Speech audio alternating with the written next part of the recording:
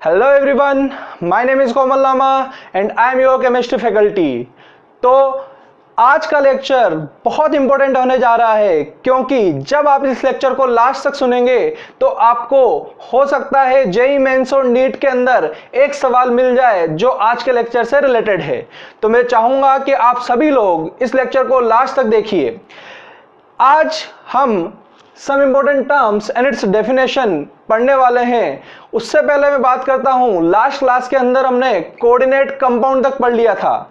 तो बेटा, coordinate compound क्या होता है, कोऑर्डिनेट कंपाउंड क्या होगा उसके बारे में दोबारा बात कर लेते हैं। Coordinate compound is a compound which contain central metal atom and it is surrounded by ligand which form coordinate bond with central metal atom which is known as coordinate compound। तो coordinate compound का मतलब हो गया central metal atom, उसको कौन surround करके रखेगा, ligand, और उसमें कौन से बॉन्ड बनेंगे, कोऑर्डिनेट बॉन्ड। इस वजह से उसको क्या कहा जाता है, कोऑर्डिनेशन कंपाउंड कहा जाता है।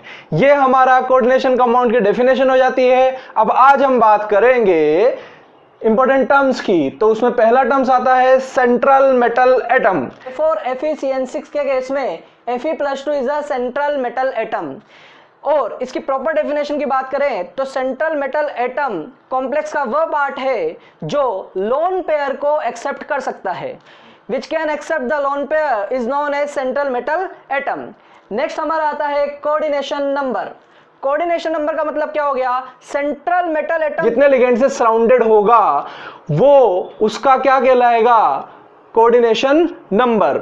बहुत सारे बच्चे जो होंगे वो इस डेफिनेशन को याद कर लेते हैं कि जितने सराउंडिंग लिगेंड से वो घिरा होगा वो उसका क्या कहलाएगा, कोऑर्डिनेशन नंबर। बट बेटा, मैं आपको बता देना चाहता हूं ये रॉन्ग डेफिनेशन है। क्या है, रॉन्ग डेफिनेशन है। इसकी एग्जैक्ट डेफिनेशन क्या होती है, सेंट्रल मेटल एटम जितने लोन पेयर एक्सेप्ट करेगा, वो जितने लोन पेयर को एक्सेप्ट करता है वो उसका कोऑर्डिनेशन नंबर होता है, न कि जितने लिगेंड से वो सराउंडेड है, घिरा हुआ है। तो लोन पेयर कितने एक्सेप्ट करता है वही उसका क्या कहलाएगा, कोऑर्डिनेशन नंबर। इस बात को ध्यान रखिएगा। नेक्स्ट हमारे आता है लिगेंड। लिगेंड क्या होगा बेटा, सेंट्रल मेटल एटम को एक कोऑर्डिनेट बॉन्ड बनाने वाला जो स्पीसीज है, या जो न्यूट्रल है, या कैटायन है, या एनायन है, उस स्पीसीज को क्या कहा जाता है, लिगेंड कहा जाता है। तो जो लिगेंड होते हैं उसकी डेफिनेशन क्या हो जाएगी, लिगेंड आपके वे स्पीसीज होंगे जो लोन पेयर डोनेट कर सकते हैं, उसे क्या कहा जाता है, लिगेंड कहा जाता है। And it is act as Lewis base. ये किसकी तरह काम करेगा, लुईस बेस की तरह काम करेगा। नेक्स्ट आता है हमारे पास डेंटिसिटी। डेंटिसिटी का मीनिंग क्या हो गया, डेंटिसिटी का मीनिंग हो गया कि आपके जो लिगेंड है वो आपके कितने लोन पेयर डोनेट कर सकता है। Number of lone pair donated by ligand is known as denticity. तो ठीक है, तो डेंटिसिटी का मतलब हो गया कि आपके total number of lone pair donated by ligand is known as its denticity. Next आते हैं हम कोऑर्डिनेशन पॉलीहेड्रा। नेक्स्ट कौन सा हो जाएगा, कोऑर्डिनेशन पॉलीहेड्रा। तो बेटा इसको आप लिंक कीजिए केमिकल बॉन्डिंग से। केमिकल बॉन्डिंग में आपको पता होगा ज्योमेट्री हुआ करती थी, टेट्राहेड्रल, स्क्वायर प्लेनर, इस टाइप की आपके पास जो ज्योमेट्री होती है वही कॉम्प्लेक्स कंपाउंड के अंदर या कोऑर्डिनेशन कंपाउंड के अंदर क्या होती है, कोऑर्डिनेशन पॉलीहेड्रा। तो geometry of complex is known as coordination polyhedra. Next बात करेंगे हम कोऑर्डिनेशन स्फीयर की। कोऑर्डिनेशन स्फीयर का मतलब क्या हो गया कि 3D स्पेस में वह एरिया या वो स्पेस जहां आपके सेंट्रल मेटल एटम और सराउंडिंग एटम रहते हैं, या उस स्पेस को क्या कहा जाता है, उस 3D स्पेस को क्या कहा जाता है, कोऑर्डिनेशन स्फीयर कहा जाता है। ये डेफिनेशन हो गई। बट इसका रिप्रेजेंटेशन क्या होगा, जो भी कॉम्प्लेक्स कंपाउंड होता है उसमें ब्रैकेट वाला पार्ट, जैसे इस केस के अंदर जो आपके पास FeNH3 है, ये ब्रैकेट के अंदर है, स्क्वायर ब्रैकेट के अंदर है, it is known as coordination sphere. Ionic sphere का मीनिंग क्या हो गया, या काउंटर आयन का मीनिंग क्या हो गया, कोऑर्डिनेशन स्फीयर को अलावा, कोऑर्डिनेशन स्फीयर के अलावा जो पार्ट होता है वो क्या कहलाएगा तुम्हारा, आयोनिक स्फीयर कहलाएगा। वो क्या कहलाता है, आयनिक स्फीयर कहलाता है। आयनिक स्फीयर की डेफिनेशन क्या हो जाएगी कि सिंपल आयन जो आपके आयनिक बॉन्ड बनाता है, which is known as ionic sphere, the ion which can form ionic bond and which is simple cation और anion is known as ionic sphere. ठीक है बेटा, तो ये अभी तक हमने बात की आपके जो इंपॉर्टेंट टर्म्स जो कोऑर्डिनेशन कंपाउंड के अंदर होते हैं उसके बारे में। अब बहुत इंटरेस्टिंग होने वाला है कि आपको जो जेई मेंस के अंदर या फिर आपके क्या होगा बेटा, जो एडवांस के अंदर, एडवांस में तो नहीं पूछेगा, जेई मेंस के अंदर या नीट के अंदर एक ऐसा सवाल पूछा जा सकता है, तो उसके बारे में हम बात करेंगे। तो आप बिल्कुल ध्यान से बोर्ड पे देखिएगा क्या हो सकता है वो। अगर मैं आपको अब एक बात बोलूं कि किसी भी कॉम्प्लेक्स को हम इस फॉर्म में क्या कर सकते हैं बेटा, अरेंज कर सकते हैं, जैसे K4FeCN6 या इस वाले फॉर्म के अंदर हम क्या कर सकते हैं, अरेंज कर सकते हैं। तो अब ऐसा ही एक जो आपके पास क्वेश्चन है जो आपके एग्जाम में पूछा जा सकता है, उसके बारे में बात कर लेते हैं। हमें कॉम्प्लेक्स पता चल गया बेटा, अब कुछ कॉम्प्लेक्स इतने बड़े होते हैं कि उसका स्ट्रक्चर बनाना क्या होता है, पॉसिबल नहीं होता है। बट एनसीईआरटी के अंदर 3-4 लाइनें ऐसी लिखी हुई है जो आपके डायरेक्टली एग्जाम के अंदर पूछी जा सकती है, तो मैं उसका निचोड़ निकाल के आपके सामने आया हूं और आपको पढ़ाने जा रहा हूं वही टॉपिक या वही टर्म्स।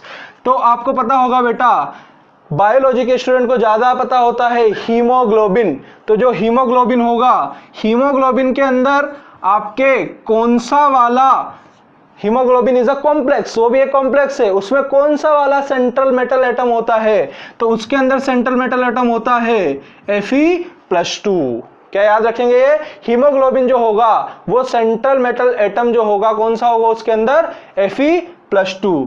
नेक्स्ट आता है आपके क्लोरोफिल। क्लोरोफिल, तो क्लोरोफिल जो होगा वो भी बायो वाले स्टूडेंट इससे ज्यादा फेमिलियर होंगे। क्लोरोफिल जो होता है वो आपके लीव्स के अंदर मिलता है, पत्तियों के अंदर मिलता है, उसके अंदर जो कॉम्प्लेक्स वो बनाते हैं उसका सेंट्रल मेटल एटम कौन सा होगा, Mg+2। कौन सा होगा, Mg+2। नेक्स्ट इसके बाद बात करते हैं हम विटामिन B12। विटामिन B12 जो होगा उसके अंदर कौन सा सेंट्रल मेटल एटम होता है, तो उसके अंदर पाया जाता है कोबाल्ट+2। उसके अंदर कौन सा पाया जाता है, कोबाल्ट+2। तो बेटा एक तो यह ध्यान रखना है +2+2+2 है, सभी में +2 होगा, Fe+2, Mg+2 एंड कोबाल्ट+2। ये 3 बहुत बहुत इंपॉर्टेंट है, आपको इनको याद रखना है, और अगर आप यह याद रखते हैं तो आपके 4 मार्क्स डेफिनेटली आ सकते हैं। तो ये जेई मेंस और नीट के अंदर डायरेक्टली आपसे पूछा जा सकता है, तो इसको बिल्कुल ध्यान से आपको याद रखना है। मैं दोबारा बता देता हूं, हीमोग्लोबिन जो होगा उसमें Fe+2 होता है, और क्लोरोफिल के अंदर Mg+2 होता है, और विटामिन B12 के अंदर कोबाल्ट+2 पाया जाता है। अब बात करेंगे हम नेक्स्ट किसकी बात करेंगे भैया, आपके कुछ इंपॉर्टेंट कॉम्प्लेक्स है उनकी बात कर लेते हैं, और एक सवाल भी समझ लेते हैं जो अगर आप चेक कीजिएगा बच्चों कि आपको वो चीज समझ में आई है या नहीं आई है। मैं आपको सवाल लिख रहा हूं, वीडियो को पॉज कीजिएगा और फिर बताइएगा उसका आंसर क्या होगा। तो हम यहाँ क्या फाइंड आउट करने वाले हैं, हम फाइंड आउट करने वाले हैं सेंट्रल मेटल एटम और उसके ऑक्सीडेशन नंबर की, ऑक्सीडेशन स्टेट उसकी क्या होगी। तो पहला सवाल है आपके पास में K4FeCN6। K4FeCN6, इसमें आपको दिख रहा होगा कि आपके पास जो Fe है उसका ऑक्सीडेशन नंबर +2 होता है। अब बच्चे पूछेंगे कि सर आपको कैसे पता चला कि इसका Fe+2 का जो ऑक्सीडेशन नंबर होता है वो +2 होगा। तो बेटा यहाँ ध्यान से समझिएगा, जो आपके पास पोटेशियम है उसका हमें पता है कि हमेशा पोटेशियम कितना रखता है, +1 रखता है, और जो आपके Cn होता है, Cn के ऊपर कितना चार्ज होता है, -1। पोटेशियम के ऊपर कितना चार्ज होता है, +1, तो +1 इसका हो गया और Cn का कितना हो गया, -1। अब Fe का जो होगा हमें पता नहीं है, तो इसका हम क्या मान लेंगे, X मान लेंगे। कितने पोटेशियम है, 4 पोटेशियम है, और Fe का कितना मान लिया, X है, Cn का कितना मान लिया, -1 है, और इसका कितना मान लिया, 6 है। तो अब इसको ध्यान से इसको सोल्व करेंगे, ये किसके बराबर होगा, क्योंकि पूरा न्यूट्रल हो चुका है, ये इक्वल टू 0 होगा। यहाँ पे आया +4, यहाँ पे क्या आया -6, यहाँ पे क्या आया x। तो आप x की वैल्यू यहाँ से निकाल लो तो आपको आंसर यहाँ पे मिल जाएगा। तो x इक्वल टू कितना आएगा बेटा, +2। तो इससे आप क्या बोल सकते हैं कि जो आपके आयरन होगा उसका ऑक्सीडेशन नंबर कितना होगा, +2 होगा। Central metal atom find out कर लिया है, एक ही मेटल है यहाँ पे स्क्वायर ब्रैकेट के अंदर, तो वही सेंट्रल मेटल एटम हो जाएगा और उसमें ऑक्सीडेशन नंबर कितना हो जाएगा, +2।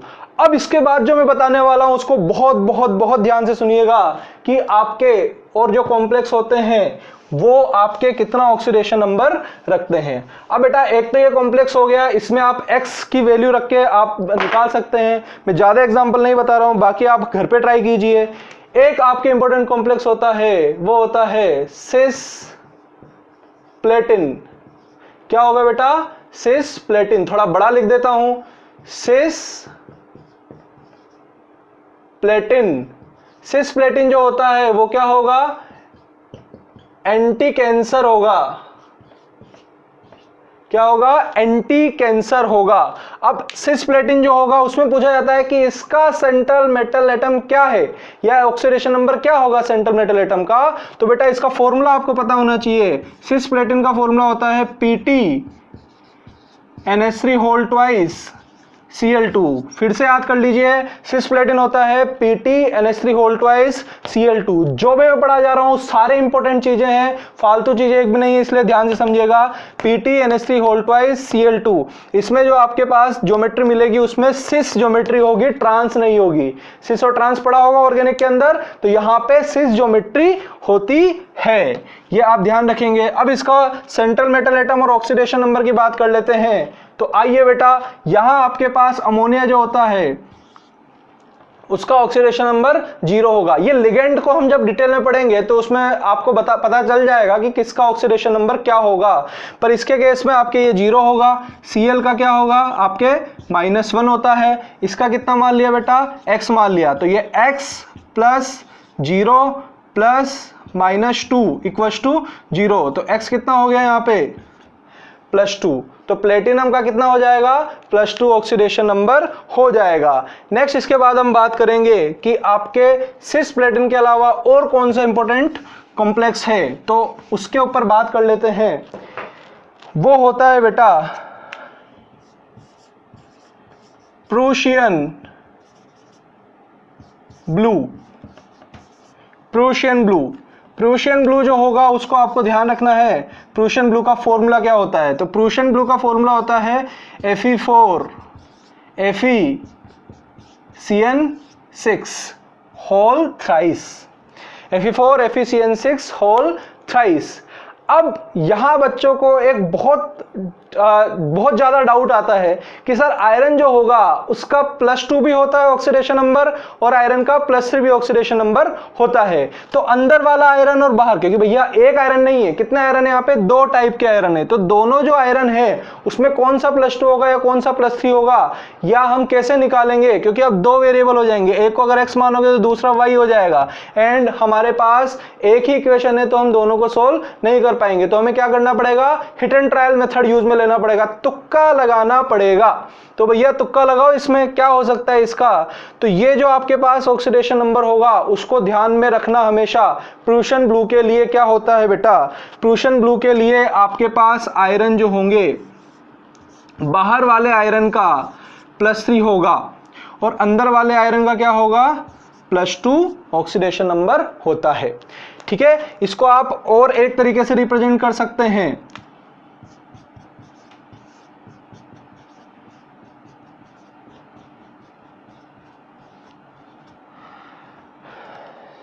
ठीक है, इसमें देखिए बेटा, एक आयरन ये, 3 आयरन ये, 3 आयरन ये, और यहां पे, तो यहां कितने आयरन थे, ये बाहर वाले 4। तो इन दोनों का ऑक्सीडेशन नंबर कितना हो जाएगा, +3, और इस वाले का कितना होगा, +2 ऑक्सीडेशन नंबर होता है।